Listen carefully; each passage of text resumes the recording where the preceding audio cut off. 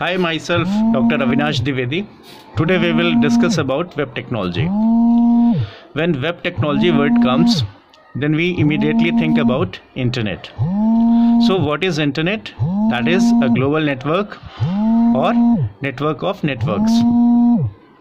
And architecture of internet is client server. And in client server architecture, client requests something and server responses. So in client server application, client is browser, that is an application. Similarly, server is also an application. So for different technologies we use different servers. As far as Java is concerned, we use Tomcat server, WebLogic server, or like that. In PHP we use XAMPP server, WAMP server. For Microsoft technologies we use IIS. So first of all we will discuss what is website. Website is simply location of a computer which stores some web resources. So there should not be any confusion. What is website? Website is simply a location. To run any server application, what we require server software. So in this lecture we will discuss about Tomcat server. We will learn how to install Tomcat. Before installing Tomcat server, first of all we will install JDK 7.0 or 8.0 or higher version. So for this example I am installing JDK 8.0, and after installing 8.0 we download Tomcat server, that is free of cost. And Tomcat server installation time, we need to take care of one thing, that is when port number point comes, then we will have to careful about. By default it shows 8080 port number, that is also default port number of Oracle. So we need to change it. So you are required to change it, and suppose I take 9090.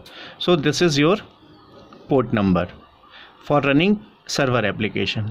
Similarly, while installing you will have to give name of server as well as password that will be used while deploying your application on server. So two things we need to learn here. One is fixing of port number, and second one giving name and password while installing Tomcat server. Third is, once JDK and Tomcat are installed, now we need to set three variables in environmental variable. And how we reach to environment variable? Go to control panel, then system, then advanced system setting, and select system variable. In system variable you mention three variable names. One name is java-home, and what value you give, you will have to mention java /JDK 8.0, wherever is your JDK, that path will come in java home variable. Second, your path variable will contain the address of bin folder. Similarly, for class path you will mention Apache software Tomcat 9.0 lib, and then finally you mention sublet-api.jar. So up to this path you will mention in class path. Then press OK and come out of the advanced setting. In this way you can set environment variable.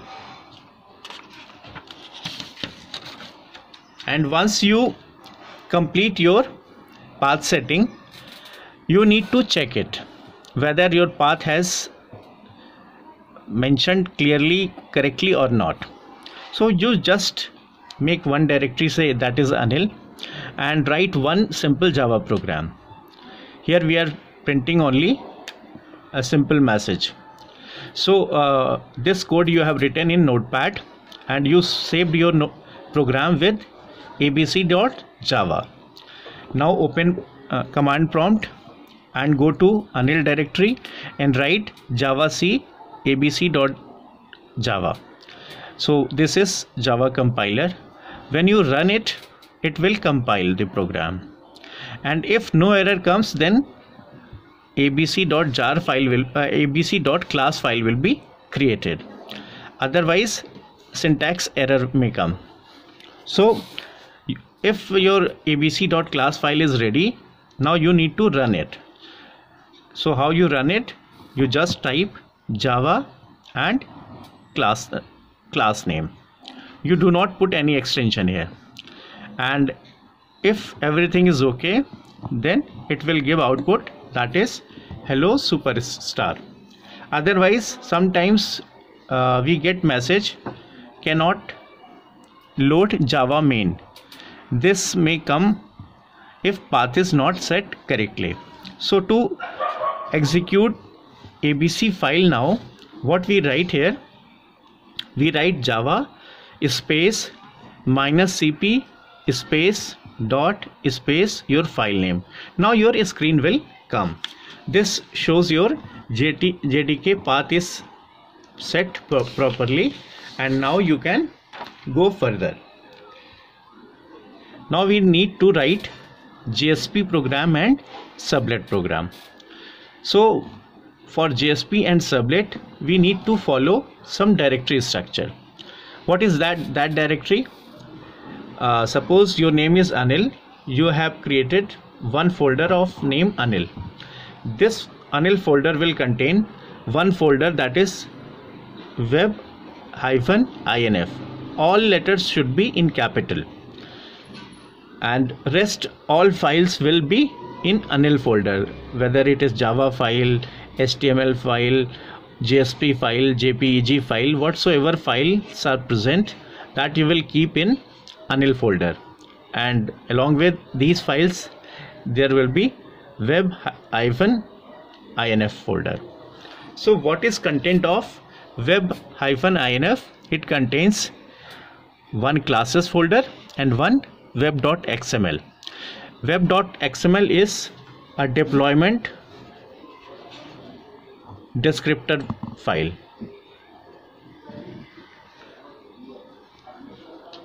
This is deployment descriptor file. And what is present in classes folder? Classes folder will contain all .class files. So we will learn about sublet execution. So first of all, after installing JDK path setting, we will frame this directory structure. Now we will talk about sublet execution. So suppose your first program is first.java, and that is kept here in Anil folder. Now open your command prompt, just write javac first.java. This will compile it. Suppose there are 6 errors, then this shows your sublet-API path is not set correctly. So set that, then these errors will be removed. In case of no error, then your first.java file will be compiled and first.class file will come in Anil folder. Now what to do? You just cut your first.class file and place in classes folder. Okay, so it is now shifted. What we do next? We create one var file. What is for var file? Var is web archive. To deploy all files, you just create one bundle. So for web application, we create var file. So we have created pp.var file. So war file is ready to deploy. So now the aim is to deploy our application on server. There are two ways to deploy your web application. One is copy your init folder in web apps folder. Where is your web apps folder? That is present in Tomcat 9.0. So just copy your folder and paste in web apps folder and you can use it. Second way is you just run Tomcat Manager. How do you run it? You write localhost :9090 at address bar of your browser. Now your home page will come. So click at Manager Application. Once you click it, then one pop-up box comes in which you need to enter your name and password. This is the same name and password which you had set at the time of Tomcat server installation. Same name you will put here, and once your credentials are correct, your deployment page will be open. Now go to your select war file. Now browse your pp.war file here and press at deploy button. And after pressing the deploy button, you check the status of your war file. If status is coming true, it means your program, your server application has been deployed on server correctly. If false come, then you need to say it. Definitely there will be error in web.xml.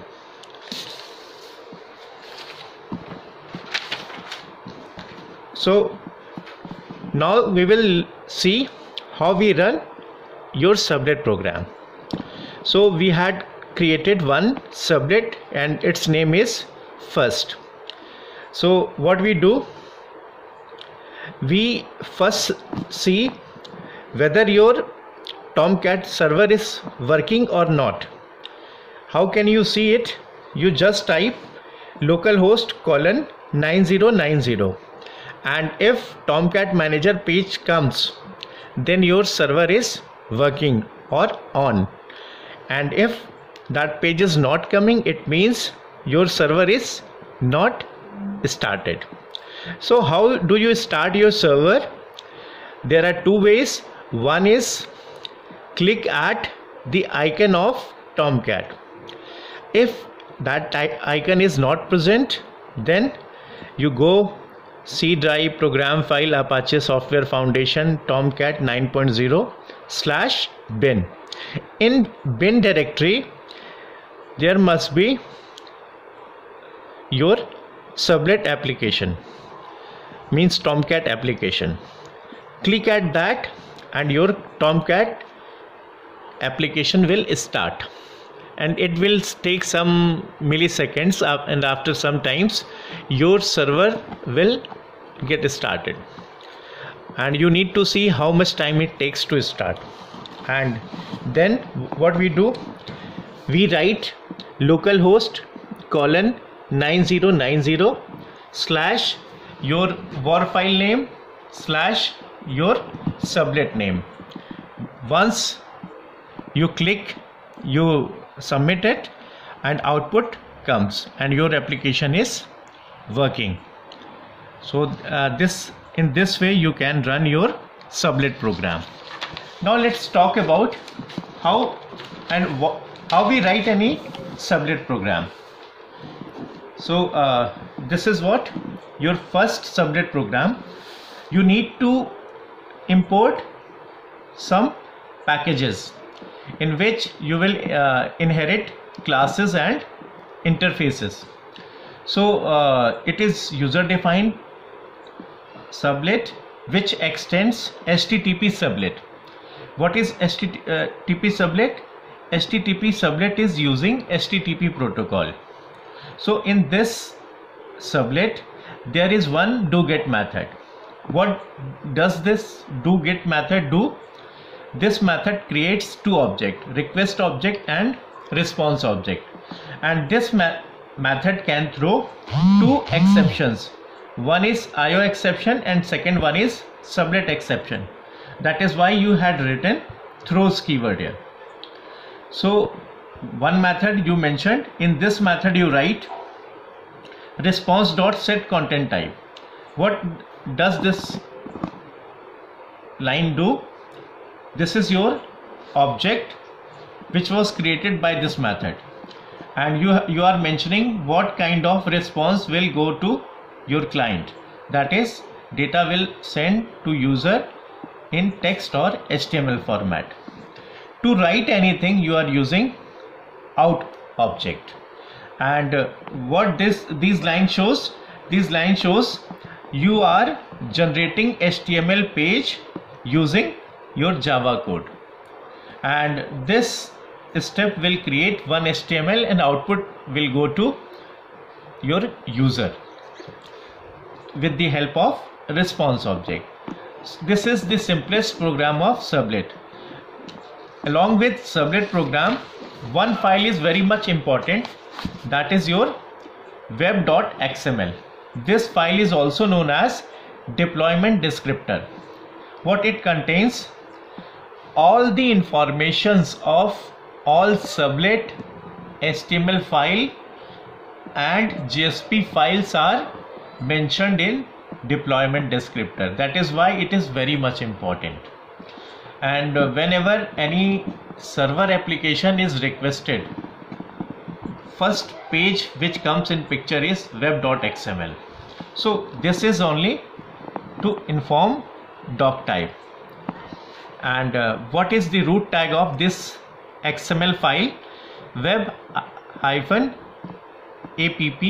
is the root tag, in which you will write information of your sublet, your welcome file, as well as JSP details. What it contains in this part, this is for single sublet, and at this location sublet -name, you write the name of the server, means sublet. Secondly, the class name, that is also same, that is first. Then you go for mapping, and again you are keeping the same name. Similarly, if you want to create your home page, that you can mention in welcome file list. Without writing the file name, this page will come when your server or sublet will execute. Similarly, if there is any JSP, then you will write this code. Here you are writing JSP name with JSP extension and only JSP name. And see the beauty of this file. If there are more than one sublet, then this part will be repeated many times. If suppose there are 5 sublet used in your web application, then you need to write 5 tags in repetition manner with different sublet names. So this is something about your web application and deployment of web program using Tomcat server. In next lecture we will discuss some practical aspect of sublet programming. Thanks.